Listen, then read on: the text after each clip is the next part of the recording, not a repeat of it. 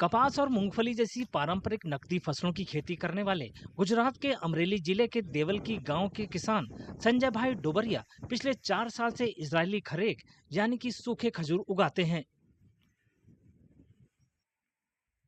डोबरिया कहते हैं कि उन्हें कुछ नया करने का idea agriculture technology and management agency scheme programme में शामिल होने के बाद आया।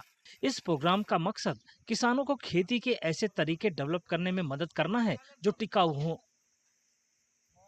और मैंने 8 साल पहले ये आत्मा आत्मा प्रोजेक्ट और बागायत विभाग की एक जो टूर लगी थी कच्छ के, वहाँ कच्छ में जाके मैंने देखा तो मैंने ये विचार किया कि मैंने भी ये इजराइल खारिक की खेती करके कुछ नया करूँ।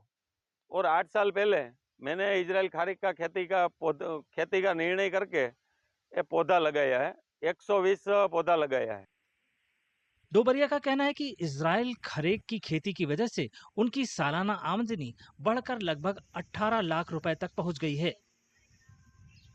एक पौधे में इस साल 150 किलो जैसा उत्पादन आएगा और पर केजी यहाँ 100 रुपये में बिक रहा है। उस हिसाब से 17-18 लाख रुपये का इस साल उत्पादन होगा। और इसमें टोटल खेती खर्च बात करें तो इससे इस साल 10 लाख का मुनाफा होगा। बागवानी विभाग के अधिकारियों के मुताबिक अमरेली जिले में दूसरी बागवानी फसलों के साथ इजरायली खरेक की खेती बढ़ी है और किसान बताते हैं कि बागवानी से वे ज्यादा खुशहाल हो गए हैं।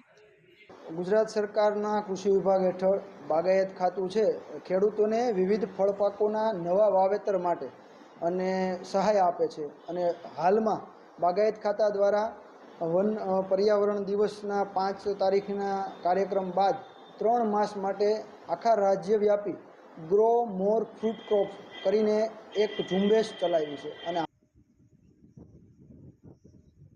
संजय भाई डोबरिया अपने गांव के किसानों के लिए मिसाल बन चुके हैं। वे उन्हें आमदनी को बढ़ाने का तरीका भी बता रहे हैं।